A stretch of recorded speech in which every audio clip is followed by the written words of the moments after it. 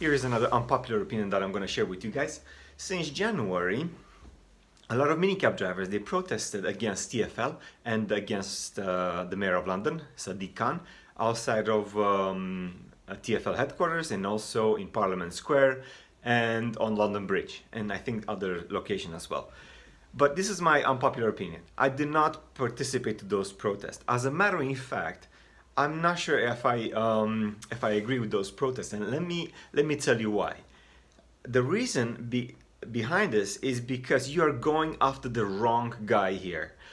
Uber is laughing all the way to the bank, and you guys are doing Uber's job right now.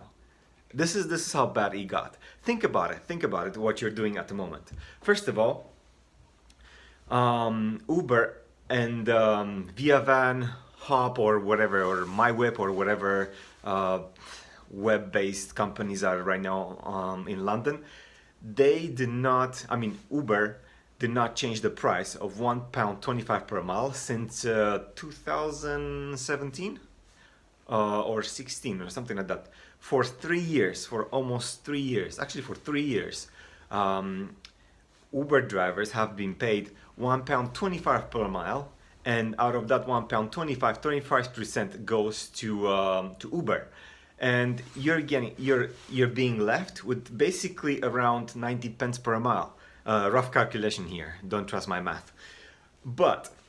And during these 3 years, the insurance went up, and that was because Uber hired a bunch of clowns who never touched a car in their entire life, except 3 years ago when they passed their driving license.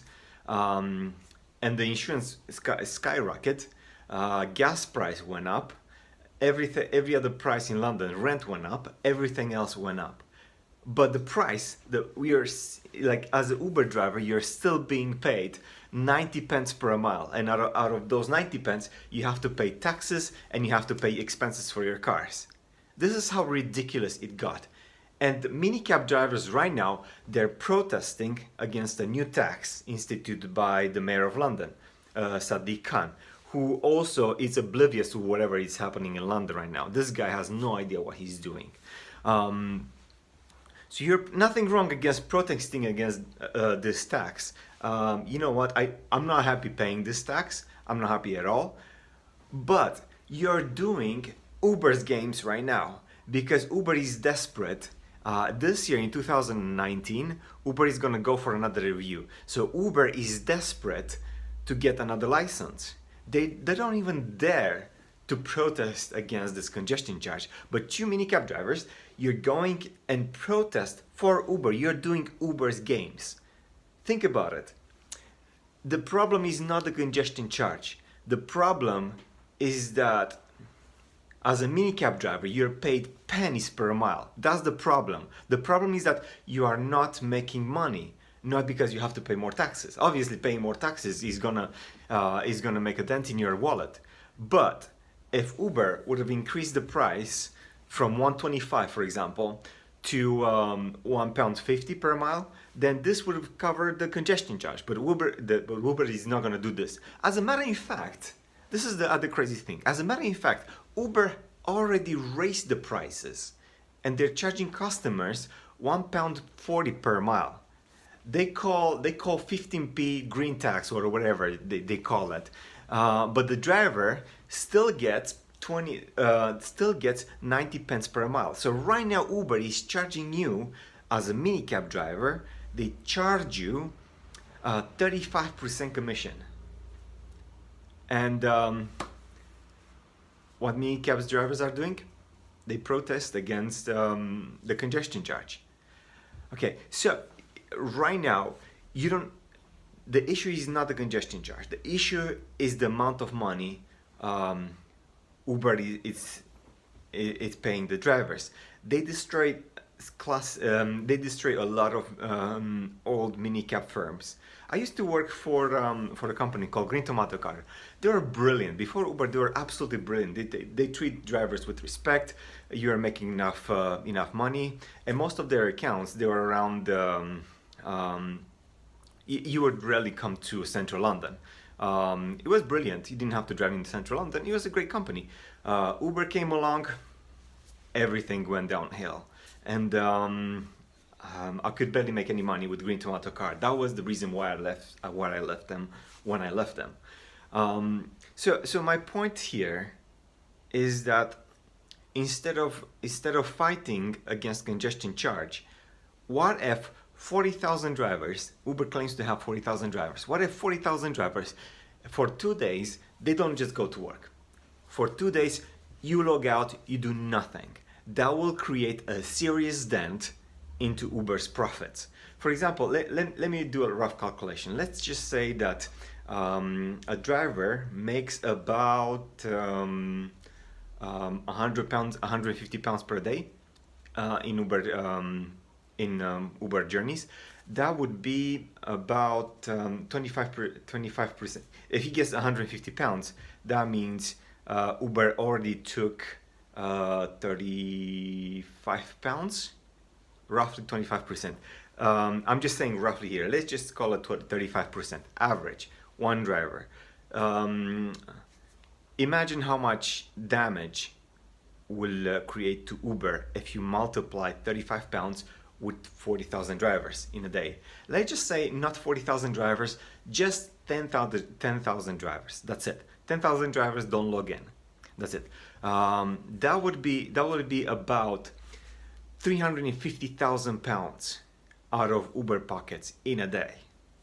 That's it. That will create a serious dent. You want to go after the real issue here? Go after Uber, not after TfL. Obviously, TfL also, Uber has TfL in their own pocket. So TfL does whatever Uber commands. Let me tell you one incident that I was involved in. So you know sorry, there are several compliance officers on the road. I've been checked several times by now. So with one occasion, I was stopped. I was at the King's Cross station. I just dropped a passenger, and I've been checked by one of these, a couple of compliance officers from TfL compliance officers. Nothing against these guys. They're doing a great job. If all your papers are okay and your car is good, they will say nothing to you. So I'm glad they're there on the street. So anyway, this was my mistake. My license plate light on the back was not working. Actually, the light bulb was gone. You know what? It was my mistake. I should have checked it. I did not check it. So if you don't have a light on your license plate, that's an MOT failure. And the compliance officers told me that I need to get a new MOT, and then I'll have to call them, and they will check the new MOT, and then after that I can start using my car again as a private hire car. Done deal. My mistake. I booked the MOT for the next day. So this happened at 5 o'clock in the evening. Right now, I'm also collaborating with a different private hire company. I'm also logged in with. I'm also using Uber from once in a while. Also, a lot of people are not going to like the fact that I'm still working with Uber, but yeah, I'm still doing some. From once in a while, I still do some jobs, but mainly I work with a different minicab firm. So here is the deal. The other minicab firm never found out that that TfL. When TfL asked me, when the compliance officers asked me which company I work with, I said so and so private hire company. And then they specifically asked me, "Do you work with Uber?" And I said, "Yeah, sure, I do. I do. A couple of times a day, yes, I do. I do an Uber job, especially because they have that go home button where when you're on your way home, trying to make a couple of more quids. Yeah, not too big of a deal." Okay, so this happened at 5 o'clock in the afternoon. At 5:30, I get a text from Uber saying that my car was discovered with a faulty license plate light, and I don't have access to the platform anymore. Funny, the other minicab firm never find out about my light bulb failure. As a matter of fact, next day I went and did a new MOT, and I called the other firm. I don't want to give the name of it because, you know, they might see me online, so I want to keep their privacy. I called them up to get to let them know that I did a new MOT. Nobody told them. Nobody from TFL told them, despite the fact that I told the compliance officer that I mainly work with them. Nobody from TFL called them and tell them that my car is not, I cannot use my car as a private hire vehicle. But half an hour after the TFL check, Uber sends me a message that they got the message from TFL. It's like, because these compliance officers, they have these PDAs, smartphones, or whatever they have, whatever they call those devices. Basically the device where they type in your details and they check your details. So it was like their device was connected to TFL headquarters. As a matter of fact, on the same night, but around 8 or 9 o'clock p.m., I got an email from TFL to let me know that my car cannot be used as a private hire vehicle. But the first text message that I got was from Uber. So you know, I'm a simple guy. What do you expect me to understand from this? Because compared with that incident, I have the feeling that TFL works for Uber. I'm sorry, I don't want to offend TFL, especially because I'm in the process of doing other things with them.